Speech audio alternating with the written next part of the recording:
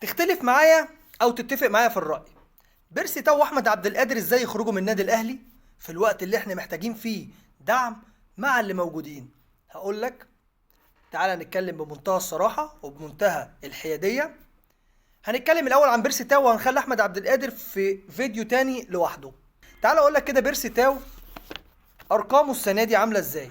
بيرسي تاو الاول قبل اي شيء كان من افضل لعيبه داخل القاره، ويمكن كان افضل لعيب داخل القاره 2023، وكان من اهم اسباب ان النادي الاهلي خد بطوله 2023 دوري ابطال افريقيا.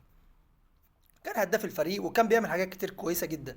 فاول ما جه كولر بعد كده ابتدت المشاكل بقى، ابتدت يبقى في اصابات، في هري وفي رغي ان انا عايز العب اساسي، لا انا ما اقعدش، لا انا ببدل كتير، الكلام اللي انتوا عارفينه بتاع اللعيبه اللي كانت شايفه نفسها ان هي دايما اساسيه وفي ليها احتياطي. كولر جه قال ما فيش الكلام ده، انا عندي روتيشن والروتيشن هيمشي على الكل، انا ما عنديش لاعب اساسي، انا الكل عندي لاعب واحد. طيب، على قناعه ان بيرسي تاو مش هيدي الاهلي كوره تاني. انت لازم تكون على قناعه بده. بيرسي تاو خلاص كده ده اخره مع النادي الاهلي، مش هيقدر يدي كرة تاني.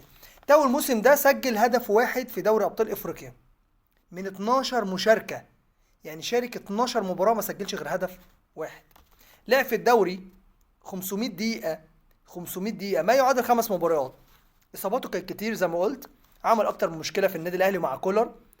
تاو كان سبب رئيسي في التتويج بدوري ابطال افريقيا 2023 زي ما قلنا، لان كان في الوقت ده كان واصل للتوب فورم بتاعته. ما كانش حد في افريقيا تقريبا عنده جناح زي بيرسي تاو. تاو عاوز من انه يمشي من الاخر كده فري. ليه؟ اولا النادي الاهلي مش هقدر اقول ان هو غلط، ولكن هو كان جدد لبيرسي تاو سنه كمان. فالسنه دي بناء عليها بيرسي تاو تحس ان هو خلاص انا مش فارق معايا، انتوا مجددين لي سنه، مرتبي كده كده هيوصلني. لكن هو مش واخد باله ان في نسبة مشاركة. نسبة المشاركة دي على الأقل 50% من عقدك، يعني أنت لو ما بتشاركش هتفقد 50% من عقدك. بس هو مش فارق معاه، قال لك لو أنا كسبت مثلا 750 ألف دولار اللي هو بقية العقد بتاعي اللي هو من 1.5 مليون، أنا الكسبان وهمشي فري. وكمان الفريق اللي أنا هروحه لأن معروض عليه فرق من جنوب أفريقيا وكمان الوداد البيضاوي. كمان لاعب زي تاو ده لو كان هيتباع كان لازم يتباع من يناير اللي فات. ليه؟ لان زي ما قلت لكم الموضوع بقى في حته دلوقتي معقربه. تاو بيضغط على النادي الاهلي ان انا متسجل في القايمه معاكم كاجنبي، فانتوا محتاجين تشيلوني عشان خاطر تجيبوا اجنبي تاني. فبيضغط من هنا انه ياخد عقده كامل. عايز اقول لك كمان ان بيرسي تاو فيه وسطاء داخلين معاه انه يرحل عن النادي الاهلي ويجي لنادي الزمالك، ولكن ده بعد ما يبقى فري. بس الكلام ده مش اكيد، انا سمعته من صفحات ومن ناس تانية برضو بتفرج عليها في الميديا، وبيقول لك ان في وسطاء بيتوسطوا ان بيرسي تاو يطلع اعاره ويرجع على نادي الزمالك، او يمشي فري ويقدر يجي نادي الزمالك وتبقى صفقه كويسه جدا لنادي الزمالك. ولكن الله اعلم ورسوله. انا بقول اللي انا سمعته وباخد ارائكم معايا، ويا ريت تقولوا لي ارائكم في كومنتات يا جماعه.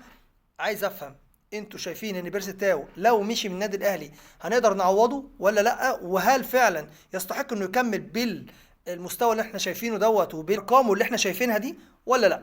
فيديو احمد عبد القادر ان شاء الله هينزل بكره، وهتكلم عليه بكل حياديه برضه، واقول لكم احمد عبد القادر كان يستحق يمشي ولا لا، ومين اللي جاي ان شاء الله، وهل علي بن رمضان صفقته فعلا فشلت مع النادي الاهلي، وهل اشرف داري مضى للنادي الاهلي، وايه مشاكل الصفقه دي كمان.